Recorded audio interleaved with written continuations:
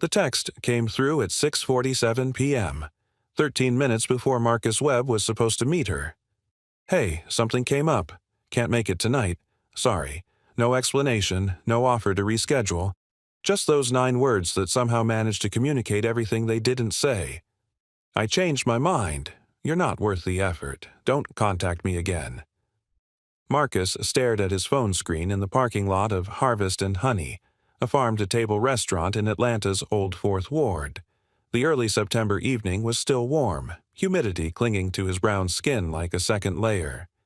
He'd left work early for this, had asked Mrs. Chen next door to watch Amara for the evening, had worn his good shirt, the deep green button-down his sister insisted brought out his eyes, and the watch his daughter had saved her allowance to buy him last Christmas. For nothing. He sat in his 2015 Honda Civic with the check engine light that came on periodically and the passenger side mirror held together with electrical tape, and felt the familiar weight of not being enough settle back onto his shoulders. If you're enjoying this story so far, don't forget to hit the like button and subscribe. Drop a comment telling me where in the world you're watching from. I love hearing from you. Marcus was 34 years old, 6'2", with the kind of athletic build that came from years of standing in restaurant kitchens and carrying his daughter on his shoulders during their weekend park adventures. His dark brown skin was smooth except for a thin scar along his jawline from a childhood bike accident. He kept his haircut close in a fade that he maintained himself with clippers in his bathroom mirror every Sunday night. His hands, broad, with long fingers and calluses from knife work, gripped the steering wheel as he debated whether to just go home. The reservation was already made. He'd splurged on this place specifically because his former date, had mentioned loving locally sourced food. The prix-fixe menu was $60 per person, money he absolutely should not be spending, but he'd done it anyway because he'd wanted to make a good impression. Stupid. He should leave, drive back to his apartment, pay Mrs. Chen the $20 he'd promised her, and spend the evening doing what he always did, checking Amara's homework, meal prepping for the week, falling asleep on the couch to whatever cooking competition show was on. But something made him get out of the car anyway. Maybe it was pride, the refusal to let this woman's rejection completely define his evening. Maybe it was the fact that he was already here, already dressed, already paying for parking. Or maybe it was something deeper, something that whispered that if he went home now, he'd be admitting that this was all he deserved. Last-minute cancellations and apologetic text messages from women who couldn't even bother with a phone call. The restaurant's interior was exactly what he'd expected from the photos online. Exposed brick walls, Edison bulb lighting, casting everything in warm amber, reclaimed wood tables with mismatched vintage chairs, fresh flowers in mason jars. The Friday evening crowd was in full swing, young professionals unwinding after work, couples leaning close over candlelight, a birthday party in the corner booth singing off-key. Marcus approached the hostess stand where a young black woman with box braids and a name tag reading Jasmine smiled at him warmly. "Hi, welcome to Harvest and Honey. Do you have a reservation?" "Webb, party of 2 at 7. His voice came out steadier than he felt. Jasmine checked her tablet, then looked up with practiced professionalism. "Perfect. Your table is ready. Is the rest of your party here, or would you like to wait at the bar?" "Actually," Marcus started, then stopped. What was he going to say? "My date canceled, but I'm here anyway because I'm too proud to go home? Can I sit at the table anyway? I'll be dining alone." Something shifted in Jasmine's expression. Not pity exactly, but recognition, like she'd seen this scene play out before. "Of course, right this way." She led him through the restaurant to a two-top by the window overlooking the street. It was a good table, one clearly meant for a romantic evening. Marcus felt absurd settling into it alone, but he did it anyway, accepting the menu and water glass with a nod of thanks. "Your server will be right with you," Jasmine said, and there was kindness in her voice that made Marcus's chest tight. He opened the menu without really seeing it. The prices seemed to blur together. $60 suddenly felt obscene when it was just him, when Amara needed new shoes, when the power bill was due next week, when— "Excuse me?" The voice came from his left. Marcus looked up. A black woman sat at the table next to his, positioned at an angle that gave her a clear view of both the window and the rest of the restaurant. She was in a wheelchair, a sleek modern design in matte black, positioned at the end of the table in a way that suggested she'd done this many times before, knew exactly how to navigate restaurant spaces built for people who walked. She was beautiful. That was the first thought that cut through Marcus's surprise. Her skin was a rich, warm brown, deeper than his own, with undertones that caught gold in the restaurant's lighting. Her hair was natural, styled in a perfectly shaped afro that framed her face like a crown, with small gold hoops in her ears catching the light when she moved. She wore a rust-colored silk blouse that draped elegantly, and her makeup was subtle but intentional. A nude lip, defined brows, a hint of shimmer on her cheekbones. But it was her eyes that held him. Deep brown, intelligent, with a directness that suggested she didn't waste time on small talk or pretense. "I'm sorry," Marcus said, finding his voice. "Did you say something?" "I said, excuse me." A slight smile played at the corners of her mouth.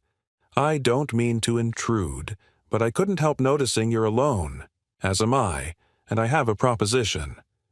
Marcus blinked. A proposition.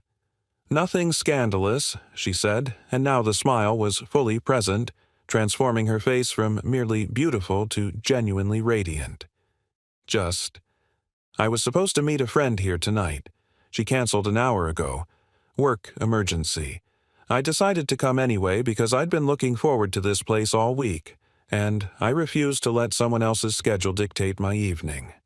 She paused, her fingers, long and graceful with short, neat nails painted a deep burgundy, playing with the stem of her water glass. "But eating alone in a restaurant on a Friday night is significantly less fun than I remembered. And you look like someone who might also be dealing with a last-minute cancellation. So I thought, what if we didn't eat alone? What if we just shared a table? Two strangers who refused to let other people ruin their evening." Marcus stared at her. This woman, this complete stranger, had not only noticed his situation but was offering a solution with such casual grace that it didn't feel like pity. It felt like solidarity. "You don't know me," he said carefully. "I could be anyone." "True," she tilted her head, considering. "But I'm an excellent judge of character, and you have kind eyes. Also," she gestured toward him with an elegant wave of her hand, "you're wearing a watch with Minnie Mouse on it. Either you have a daughter who picked it out, or you have genuinely excellent personal style. Either way, I'm willing to take the risk." Despite everything, the canceled date, the wasted money, the familiar feeling of not measuring up, Marcus laughed. It came out surprised and genuine, and it felt good. "My daughter," he admitted, glancing down at the watch. "She's 7. Saved up her allowance for 3 months. See? Excellent character reference." The woman extended her hand across the small distance between their tables. "I'm Simone Laurent." Marcus reached out, and when their hands met, her grip was firm and warm. "Marcus Webb." "So what do you say, Marcus Webb? Want to salvage this evening together?" He should say no. Should maintain appropriate boundaries with strangers. Should go home to his quiet apartment and his daughter and his regular life. But Simone was looking at him with such open invitation. Not desperation, not neediness, just genuine interest in making something good out of something that had started badly, that Marcus found himself nodding. "Yeah," he said. "Yeah, I'd like that." "Excellent." Simone raised her hand, catching Jasmine's attention with the ease of someone comfortable commanding a room. "Would it be possible to combine these tables? My friend and I would like to dine together." Jasmine's face lit up with understanding and what looked like genuine pleasure. "Absolutely. Give me just one moment." Within minutes, the tables had been reconfigured, and Marcus found himself sitting across from Simone Laurent with the menu open between them and the evening suddenly full of possibility instead of defeat. "So," Simone said, her eyes sparkling with something that looked like mischief. "Let me guess. Online dating?" Marcus felt heat creep up his neck. "Is it that obvious?" "Only because I'm intimately familiar with the phenomenon, though in my case it was a work friend who supposedly had a last-minute crisis." She made air quotes around the word crisis. "Third time she's canceled in 2 months. I'm starting to think she just doesn't want to admit she's not interested in maintaining our friendship anymore." Why wouldn't she be interested?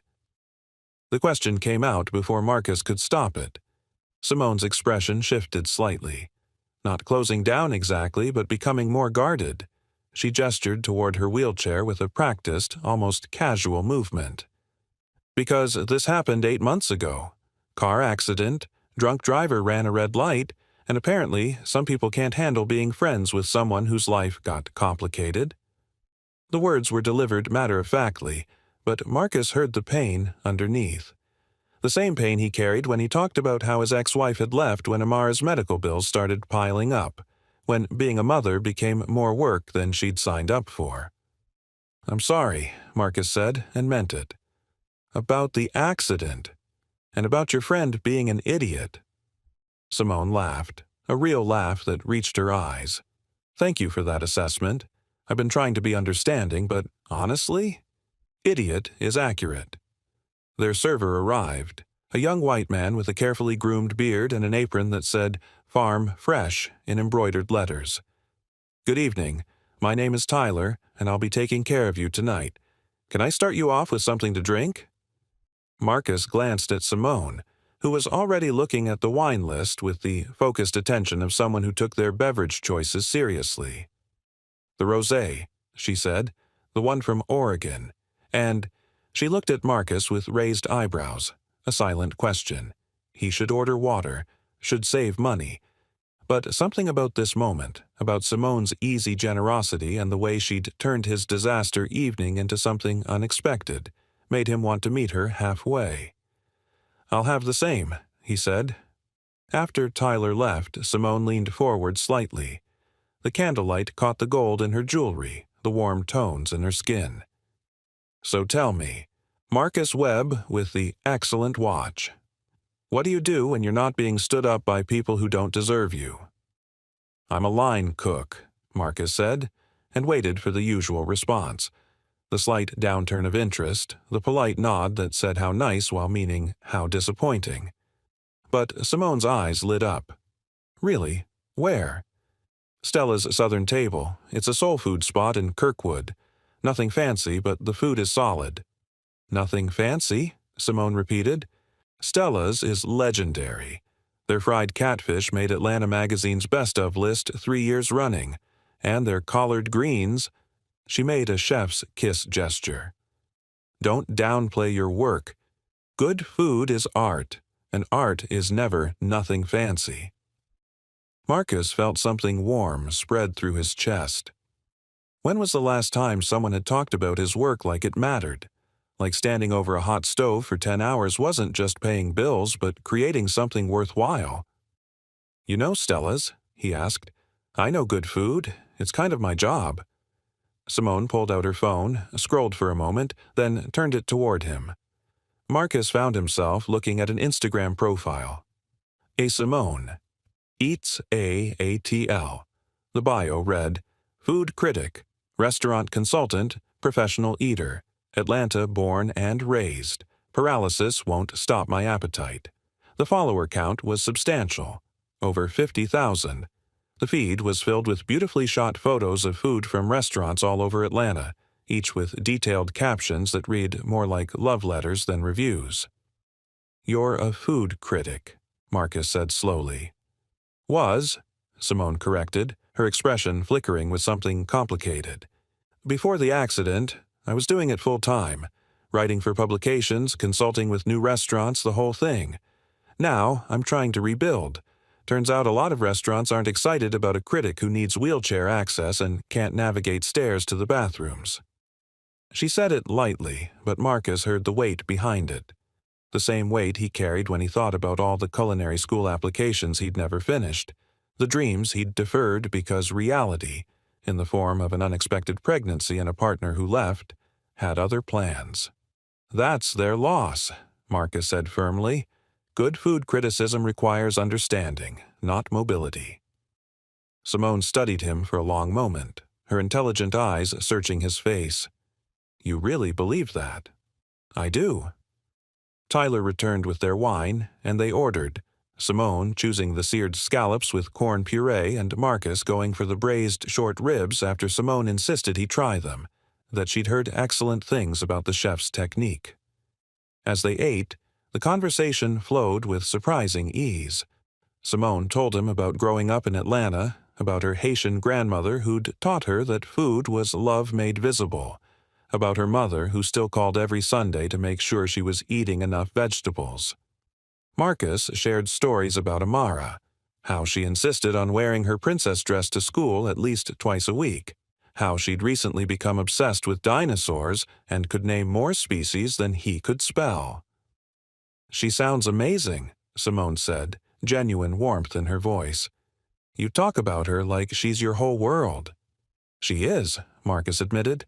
"Her mother left when she was 2. Said she wasn't ready for the responsibility.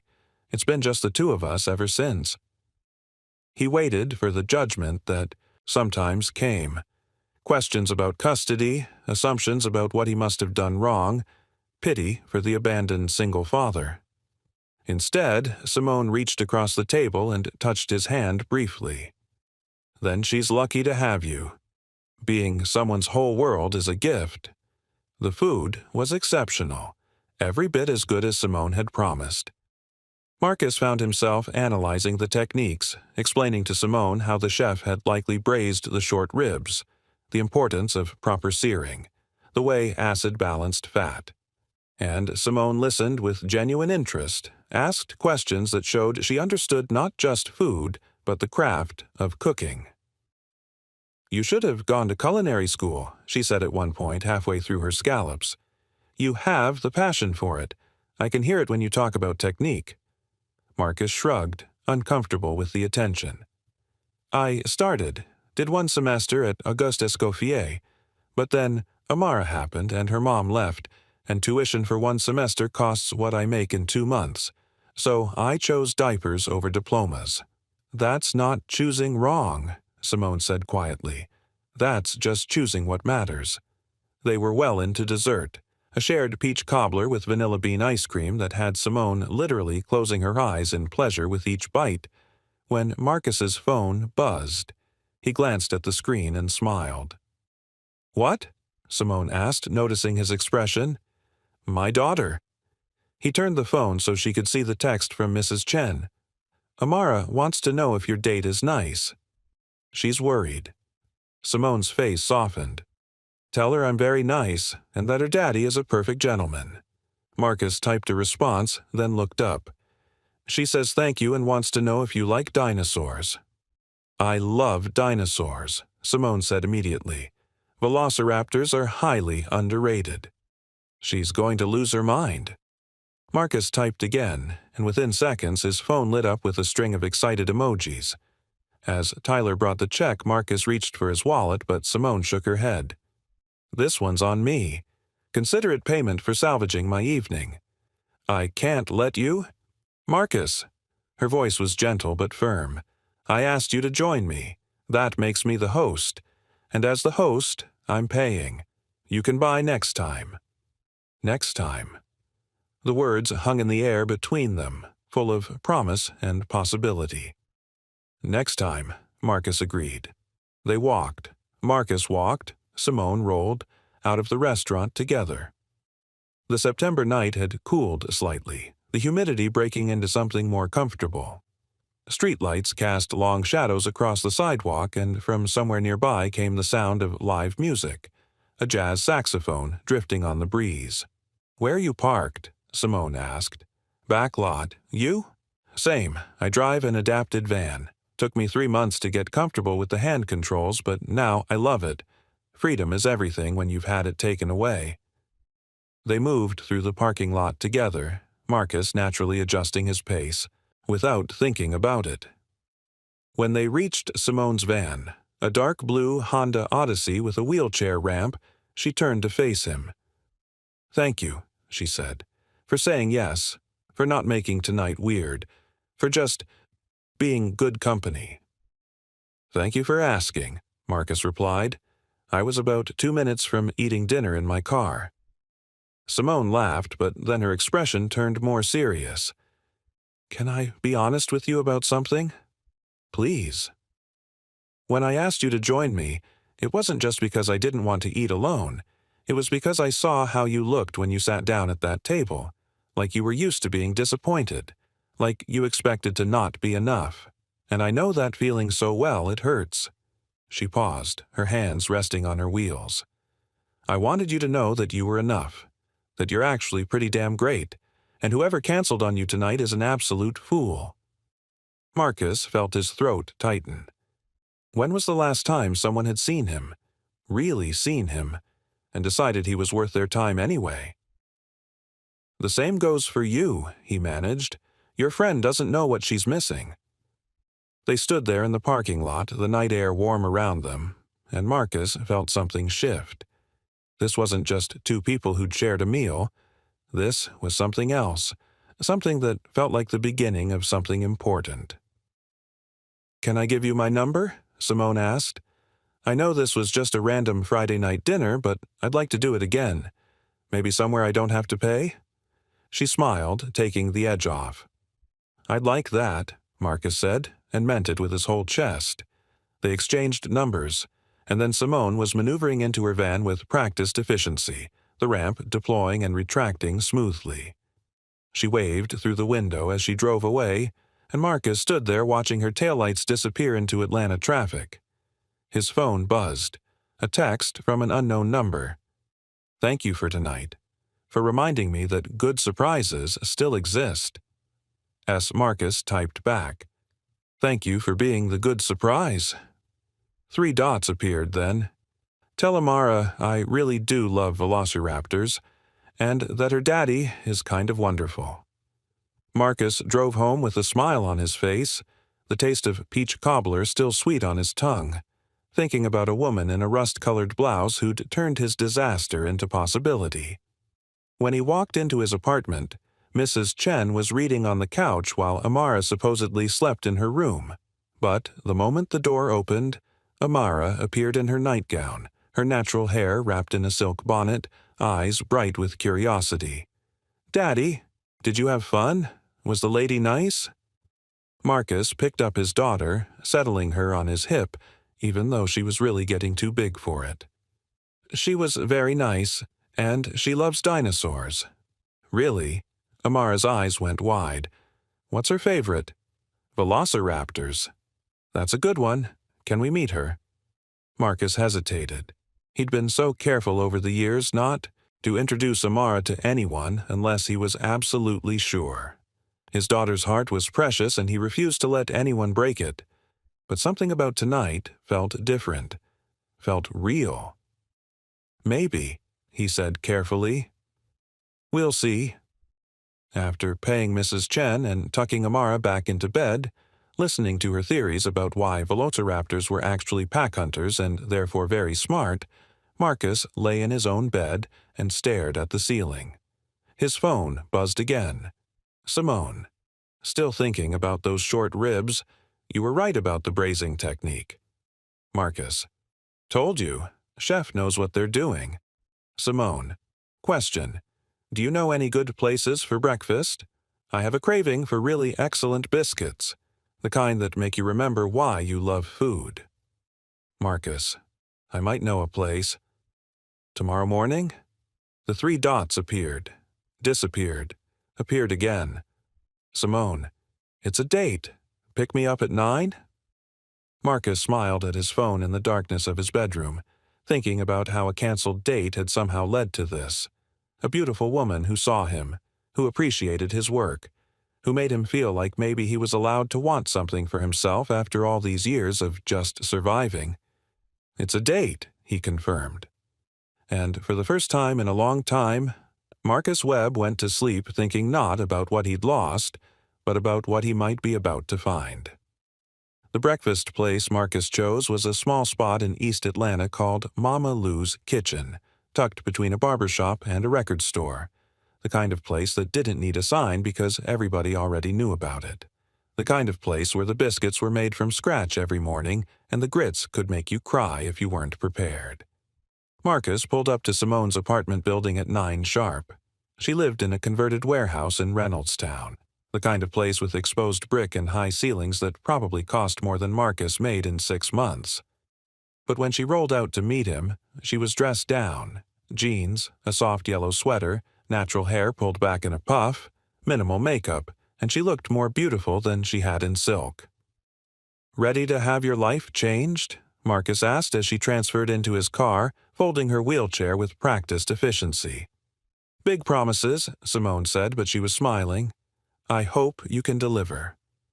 What Marcus hadn't mentioned was that Amara had begged to come, had promised to be on her best behavior, had worn her favorite purple dress with the dinosaurs on it specifically to impress Daddy's new friend. So, when they pulled up to Mama Lou's and Amara bounced out of the back seat, Simone's eyes went wide with surprise, then soft with understanding. "I hope you don't mind," Marcus said quickly. "She really wanted to meet you, and I figured—" "I don't mind at all." Simone's voice was warm. She looked at Amara, who was suddenly shy, half hiding behind Marcus's legs. "Hi, Amara. I've heard so much about you.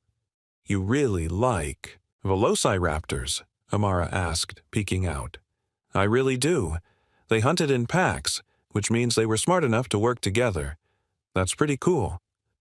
Amara emerged fully, her face brightening. "That's what I always say. Nobody believes me that they were smart." "Well, I believe you," Simone said seriously.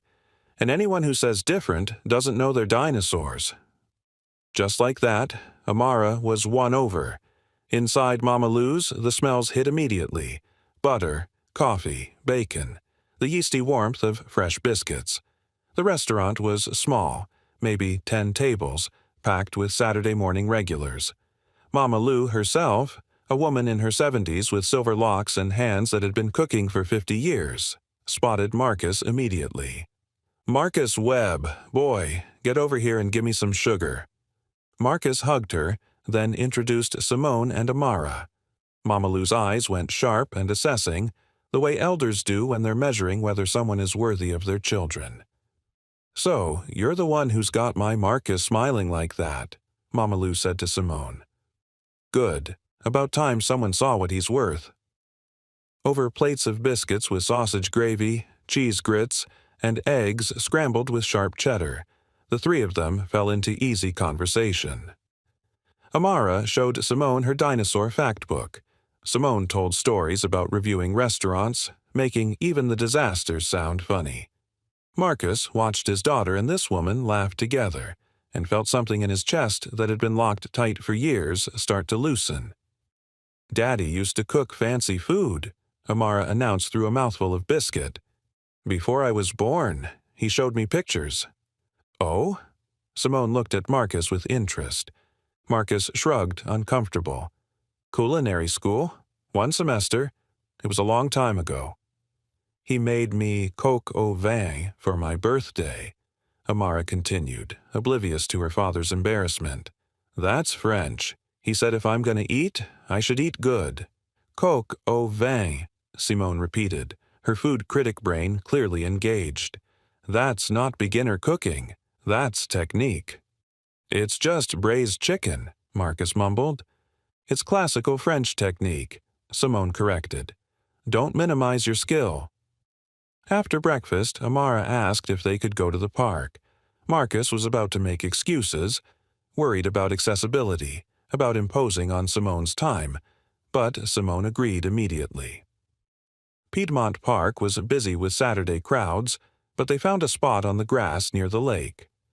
Amara ran off to the playground while Marcus and Simone sat on a bench watching her climb and swing. "She's wonderful," Simone said. "You've done an incredible job." "I'm just trying not to mess her up too badly," Marcus admitted. "You're doing more than that. Simone was quiet for a moment, then, "Can I tell you something? About why I really asked you to join me last night?" "Please." "The accident that paralyzed me wasn't random. It was my ex-husband. We'd been divorced for 6 months, but he couldn't let go. He'd been drinking, followed me home from a work event, ran me off the road deliberately." Her voice was steady, but Marcus could hear the tremor underneath. "He's in prison now. 5 years for aggravated assault. But I spent months in physical therapy, months learning how to exist in this body, and the whole time I kept thinking, who's going to want me now?" Marcus turned to face her fully. "Simone." "Let me finish." She took a breath. "I've been on 3 dates since the accident. 3. Every single one ended the same way. Polite conversation, obvious discomfort, and then silence. I started believing that this," she gestured to her wheelchair, "made me unlovable. That I was too much work, too complicated, too broken." "You're not broken," Marcus said fiercely. "I know that now. But last night, when I saw you sitting at that table looking like someone had confirmed your worst fears about yourself, I recognized it, because I'd felt it too." She met his eyes. "And I thought, maybe we could remind each other that we're not what happened to us. We're what we choose to do next." Marcus reached for her hand. "What do you want to do next?" "I want to rebuild my career. I want to prove that I can still critique food, still help restaurants succeed, still be excellent at what I do." She paused. "And I want to see where this goes. You and me, if you want that too." "I do," Marcus said, "but I need you to know something. I'm not wealthy. I work long hours for not enough money. My apartment is small. My car is held together with hope and duct tape. I can't offer you luxury or ease." "Marcus," Simone squeezed his hand, "I don't need luxury. I need real, and you're the most real thing I've found in a long time." They sat there, hands linked, watching Amara play, and Marcus felt something he hadn't felt in years. Hope. Over the next 2 months, they built something neither had expected. Simone started coming to the restaurant where Marcus worked, sitting at the counter during slow afternoons, taking notes on his cooking. She was writing again, rebuilding her portfolio, starting a new blog focused on accessibility in Atlanta's food scene. Marcus cooked for her. Not restaurant food, but the food he'd dreamed of making during that one semester of culinary school. He'd invite her to his tiny apartment after Amara went to sleep, and they'd cook together. Her directing from memory of dishes she'd tried. Him executing with the skill he'd buried under years of line cooking. "You're wasted at Stella's," Simone said one night after tasting his duck confit. "You should have your own place." "Yeah, well, dreams don't pay for childcare," Marcus replied, but gently. "What if they could?" That's when she told him her idea. A pop-up restaurant. Low overhead, high impact. She'd promote it through her platform, help him source ingredients, handle the business side. He'd cook. They'd split profits. "Why would you do that?" Marcus asked, suspicious of gifts that seemed too good. "Because talent shouldn't be wasted. And because I believe in you." She touched his face. "Let me help you believe in yourself." They launched the pop-up in November. 6 tables, 1 night a month, in a borrowed space. Simone's followers showed up. Food critics came, and Marcus cooked like his life depended on it. The reviews were extraordinary.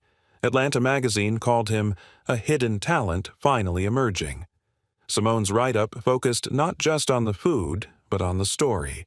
Single father, deferred dreams, second chances. Everything was perfect. Until the night Simone's ex-husband was released early for good behavior. Marcus was closing the pop-up kitchen when Simone's phone rang. He watched her face drain of color as she listened, watched her hands start to shake. "He's out," she whispered after hanging up. "David, he got released, 3 years early." "He can't contact you," Marcus said immediately, moving to her side. "The restraining order is just paper." Simone's voice was hollow. You don't understand. He's obsessive. He won't stop until he gets what he wants, and what he wants is to prove I'm nothing without him." The first letter arrived 2 days later. Simone's hands shook as she opened it. "You think you've moved on? Built a new life? You're still mine. Always will be. That chair is my doing. That's my mark on you, and I'm coming to remind you." Marcus called the police. They documented it, said they'd increase patrols, but there wasn't much they could do until David actually violated the restraining order. That night, Marcus held Simone while she cried, deep, wrenching sobs that spoke of trauma he couldn't fully understand but could witness and honor. "I won't let him hurt you," Marcus promised. "You can't promise that." "Watch me." The harassment escalated. Letters, calls from blocked numbers.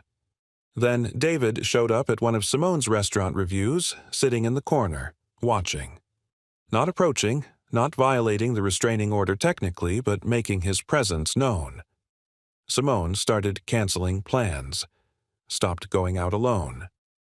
The light Marcus had watched grow in her eyes over the past months started to dim. "He's winning," she said one night. "He's taking my life again." That's when Marcus made a decision. He called his sister, called in every favor he had, found out David was working construction, found out where, found out when. And one afternoon, Marcus showed up at the job site. David was exactly what Marcus expected, tall, white, the kind of man who'd never been told no. He saw Marcus and smirked. "You must be the new boyfriend, the cook." He said it like an insult. "Stay away from her," Marcus said quietly. "Or what? You gonna fight me? I'm not afraid of you." Marcus stepped closer. He had 4 inches and 30 pounds of muscle on David. Years of kitchen work had made him strong in ways gym muscles weren't. But more than that, he had something David didn't. A reason to fight that wasn't about ego. "I don't need to fight you," Marcus said, his voice low and deadly calm. "I just need you to understand something. She's not yours. She never was. You hurt her, traumatized her, put her in that chair, but you didn't break her. You just revealed how weak you are." Big words from a line cook. "I'm not finished," Marcus's voice cut through. "Every day she wakes up and chooses to build something good despite what you did. Every day she loves and creates and lives fully. You? You're so pathetic that the only way you can feel powerful is by terrorizing someone who's moved beyond you. That's not strength. That's cowardice." David's face flushed red. "You think you're better than me?" "I don't think it. I know it. Because I know how to love without destroying. And that's something you'll never understand." Marcus turned to walk away, but David grabbed his shoulder. Marcus moved on instinct. Years of kitchen reflexes, of avoiding hot pans and sharp knives in tight spaces. He sidestepped, and David's momentum carried him forward into a stack of lumber. David stood up, furious, but Marcus was already walking away. "Stay away from her," he called back. "Or next time, I won't be so polite." When Marcus told Simone what he'd done, she was furious. "You confronted him. Marcus, he could have hurt you. He needed to know you're not alone." "I can fight my own battles." "I know you can." Marcus took her hands. "But you don't have to. That's what partnership means. We fight together." The letters stopped. The calls ceased. David, it seemed, had gotten the message. But the damage was done in other ways. Simone's confidence had been shaken. She questioned everything. Whether Marcus really wanted her, whether she was bringing too much drama into his and Amara's life, whether she was worth the complexity. "What if he's right?" she whispered one night. "What if I'm broken?" "Then we're both broken," Marcus said, "and we'll be broken together." He told her about Amara's mother, about how she'd left and taken his confidence with her, about how he'd believed for years that he was fundamentally unlovable, that his circumstances made him less than. "But you showed me different," he said. "You saw value in a line cook with dreams he'd buried. You believed in me when I didn't believe in myself. Let me do the same for you." That's when Simone broke. Really broke. Cried until there were no more tears, and Marcus held her through all of it. "I love you," she said finally, the words raw and honest. "I love you, and that terrifies me." "I love you too," Marcus replied. "And yeah, it's terrifying, but I'm not going anywhere." 3 months later, Marcus's pop-up had become successful enough that a restaurant group offered to fund a permanent location. Small, intimate, his vision.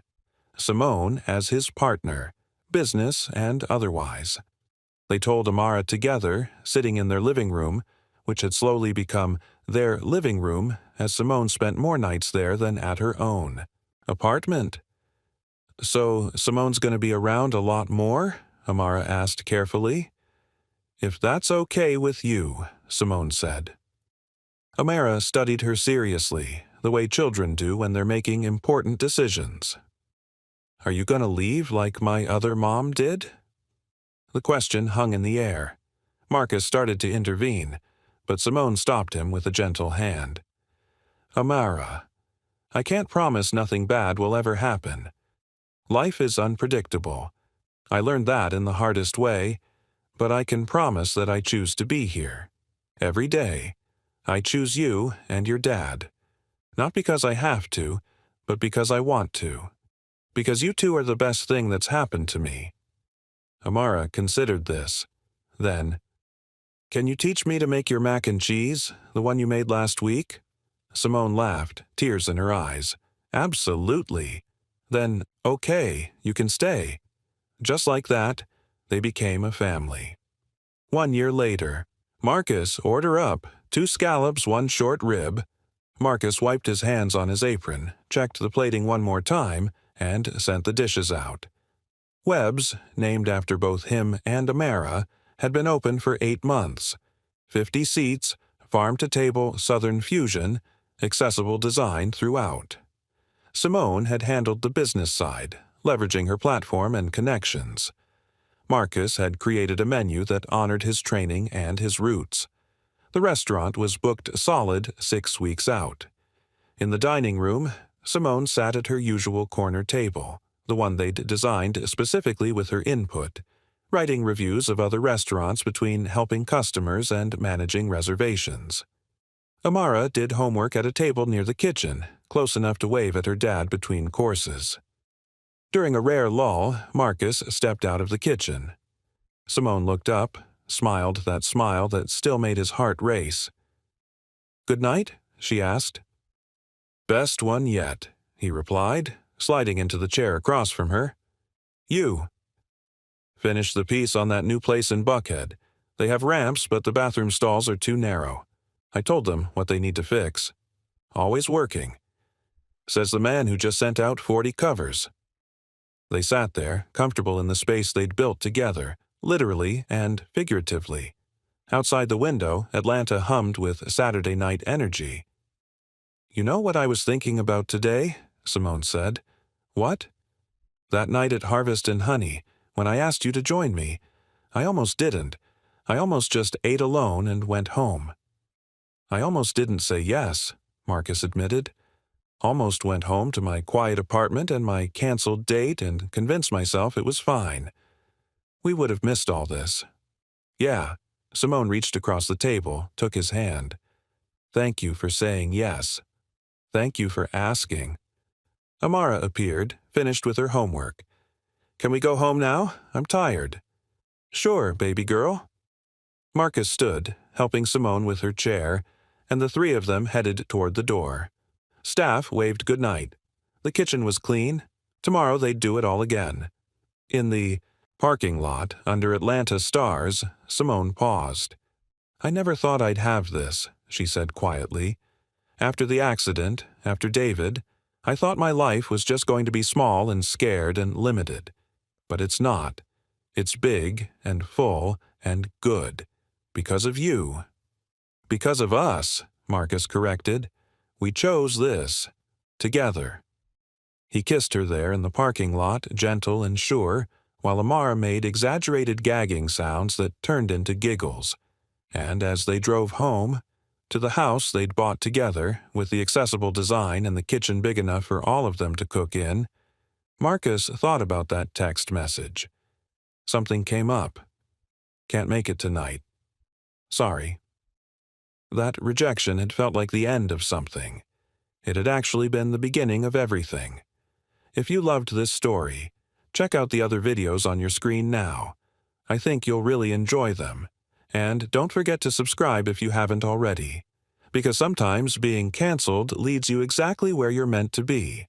Sometimes rejection from the wrong person is actually protection toward the right one, and sometimes a stranger at the next table becomes your whole world.